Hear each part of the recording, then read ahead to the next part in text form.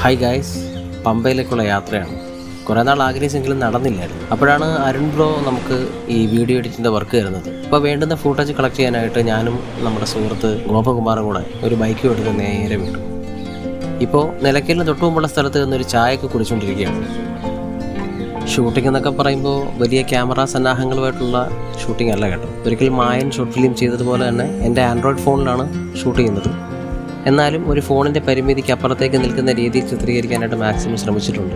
Video കണ്ടതിന് ശേഷം ഇതിൻ്റെ താഴെ ഡിസ്ക്രിപ്ഷനിൽ ഫൈനൽ എഡിറ്റിൻ്റെ ലിങ്കും കൂടെ വെച്ചിട്ടുണ്ട്. അത് കാണുക, അദ്ദേഹത്തെ സപ്പോർട്ട് ചെയ്യുക.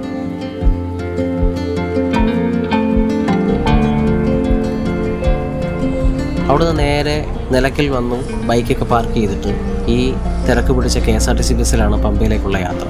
ലക്ഷക്കണക്കിന് ആൾക്കാരിങ്ങനെ വന്നുകൊണ്ടിരിക്കുന്ന ഒരു സ്ഥലമാണ്. ബസ്സിനകത്ത് തിരക്കൊക്കെ കാണുമ്പോൾ നിങ്ങൾക്ക് ഓൾറെഡി മനസ്സിലാവും. യാത്ര ചെയ്തിട്ടുള്ള എല്ലാവർക്കും ഇത് ഓർമ്മ വരുന്നുണ്ടാവും.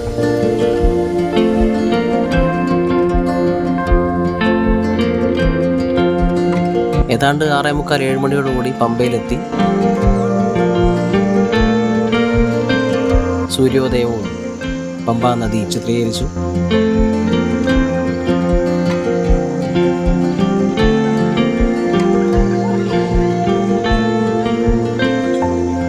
ലക്ഷക്കണക്കിന് വരുന്ന അയ്യപ്പ ഭക്തന്മാരെയും കന്നി അയ്യപ്പന്മാരെയും മാളികപ്പുറങ്ങളെയൊക്കെ കണ്ടു.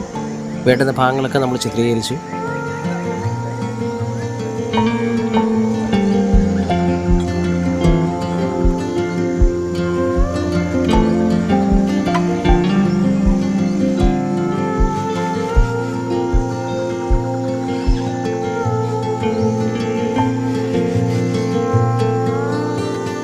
പമ്പയുടെ അപ്പുറത്തേക്ക് പോകാൻ ആ തിരക്ക് അനുവദിക്കത്തില്ലെന്ന് കണ്ടാൽ തന്നെ നമുക്ക് മനസ്സിലാവും.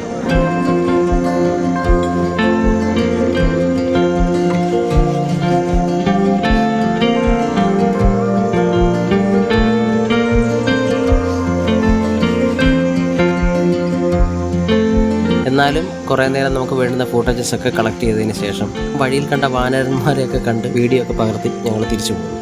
അങ്ങനെ മറക്കാനാവാത്തൊരു യാത്രാനുഭവമായിരുന്നു.